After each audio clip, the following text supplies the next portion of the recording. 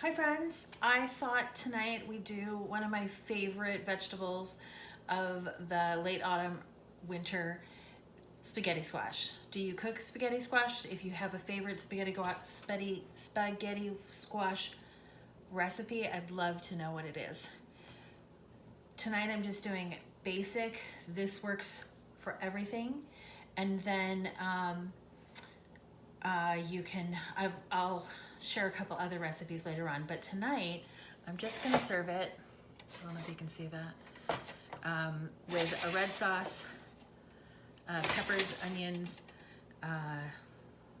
garlic,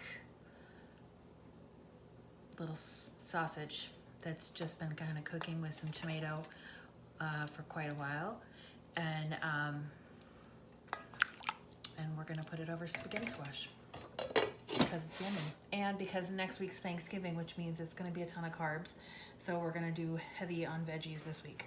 So you just cut it in half. Be careful, they're really hard to cut in half, so use your sharpest knife, and then you just scrape it out just like you do when you're carving pumpkins. So you just, and if you want, you can actually toast the seeds just like you do with a pumpkin as well. So you're just going to scrape it out. You don't have to do a ton of it because actually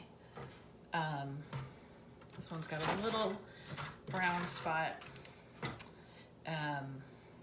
but that's okay. So you just scrape it out, get it all out of there, and clean it out. You're gonna get your oven preheated 400. Now I have found that early on, when I first did spaghetti squash, I would let them roast for an hour. I don't think they need to be that long, but because you can always roast them for longer, right? But you can't undo overcooked. And it's not that it's bad if it's overcooked, it just becomes mushy.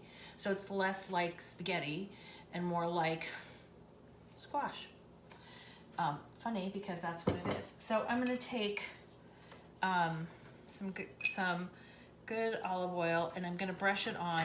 I'm not going to actually put a ton on because I think if you put extra oil on, it makes it mushy as well. And I'm trying not to have mushy spaghetti squash. So I've got it lightly oiled, and get this one going as well. I want to get it all in the crevice. So just brush it on. If it gets a little pool in the middle, drain it out because you don't want that much on. This guy's got a little bit of a pool as well. I think the brush takes more up than I think it does. Okay, so oiled, a little bit of salt, right? Again, I think you can add salt later. I don't think it needs extra salt because I think it will make it mushy. Trying really hard not to make it mushy. Okay, so there's that, and then we turn it upside down. And you can put fork holes in, or I like to put knife holes in, just on the top.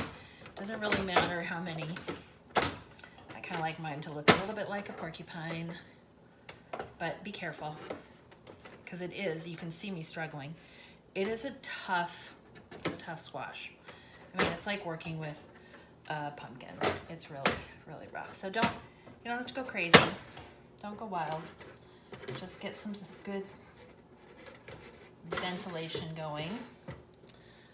Do away from ourselves so we don't hurt ourselves.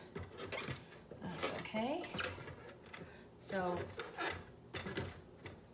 yeah, I don't know, maybe 10, 15 on each side. And like I said, you can do this with a big fork. I don't think a fork gets it in enough. So I'm using one of my really sharp knives, and that's it.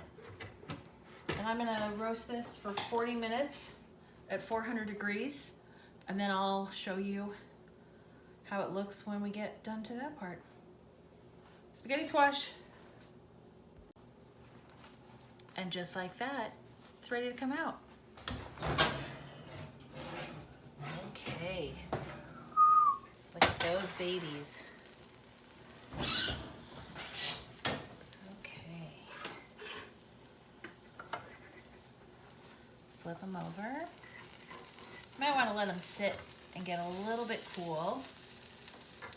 You'll see that it starts to caramelize, but it doesn't really and then I like to pull away from the top initially, just like that. And then you're just going to end up with a shell. So I will put this in, I will scoop some of it into a bowl, and I'll put a little bit of the tomato sauce and peppers on top.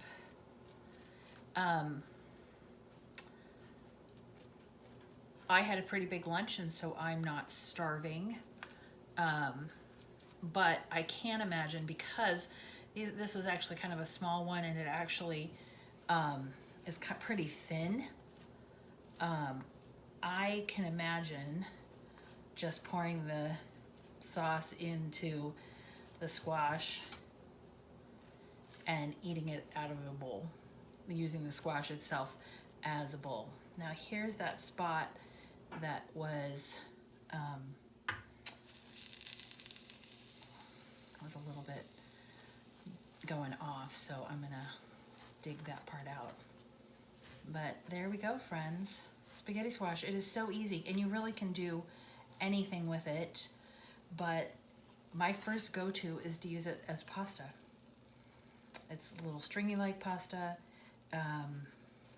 Yummy, yummy, yummy. You could also just put a little salt and pepper on it and put a little cheese on it. Also a good option. Okay, spaghetti squash. I'll take a picture and let you see what it looks like when we get there, but for now we're gonna let it just cool down and be yummy. Try it if you haven't.